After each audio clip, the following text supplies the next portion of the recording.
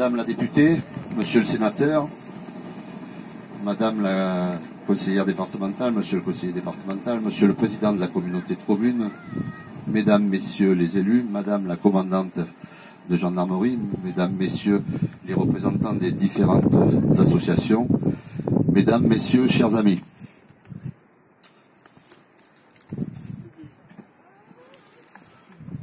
Nous sommes réunis devant ce monument qui, comme des milliers d'autres sur le territoire national, symbolise le sacrifice de la fleur de notre jeunesse. Tous ces jeunes et moins jeunes avaient pris les armes au péril de leur vie pour chasser l'occupant allemand.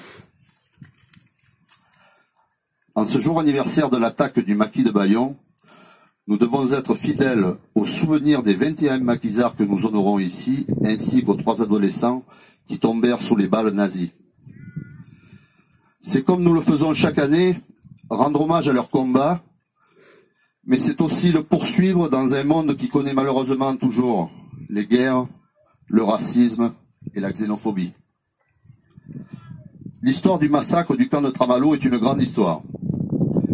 Il faut que les nouvelles générations sachent pourquoi ces hommes furent lâchement assassinés. Je voudrais rappeler pour ces jeunes ici présents que ces résistants n'ont pas voulu faire du spectaculaire ou des actions d'éclat, mais ont cherché l'efficacité. Ce qui s'est passé le 26 juillet 1944 n'est ni plus ni moins qu'un assassinat collectif. Cette tragédie qui a eu lieu ici, dans cette magnifique vallée du Sas, marquera à jamais sur la commune de Bayon une trace indélébile du courage et de la volonté farouche de la résistance à l'oppresseur.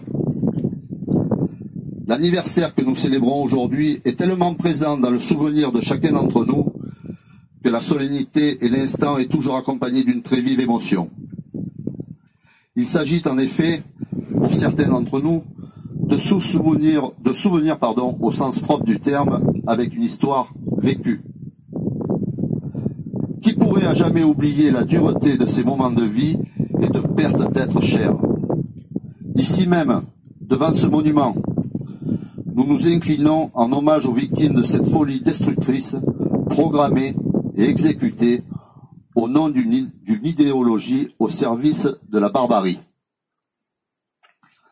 À cette occasion, qu'il me soit autorisé de saluer la mémoire de ces 21 résistants et des 3 frères Pustel, non pas pour afficher ce qu'ils firent pour défendre la France, mais pour montrer la voie de cette conscience éternelle à lutter, et lutter encore, pour poursuivre obstinément, inlassablement, la chaîne de la dignité, celle du souvenir en direction des plus jeunes d'entre nous.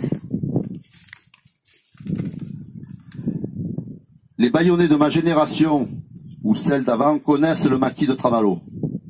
Ils ont su que des résistants menaient des actions contre l'armée d'occupation nazie. Le maquis suivait une préparation active pour devenir les combattants d'une armée secrète pour la libération du territoire national, pour qu'enfin la liberté triomphe. Nous sommes rassemblés pour rendre hommage à ces femmes et à ces hommes, pour faire vivre leurs souvenirs, pour dire à tous ces combattants anti-nazis notre reconnaissance et notre respect. Ce jour de mémoire doit permettre de raccrocher les générations futures à notre passé. Nous commémorons ici, certes, les faits, mais bien plus encore leur signification. Il nous faut sans cesse être les garants de l'avenir. Il nous faut veiller à ce que nos enfants, petits-enfants, n'aient pas à vivre l'enfer que vous, civils, militaires ou résistants, avez dû subir. Il nous faut tirer les enseignements de notre passé. Gardons espoir en la nature humaine, dans sa volonté et sa capacité à relever les défis de son temps. Gardons espoir en l'Europe, gage d'une paix durable sur notre vieux continent, qui, au-delà de sa construction, se doit d'avancer en respectant l'identité de chacun et la reconnaissance d'un passé douloureux et d'une souffrance commune. Gardons espoir en la paix et en la France. Vive la République, vive la France.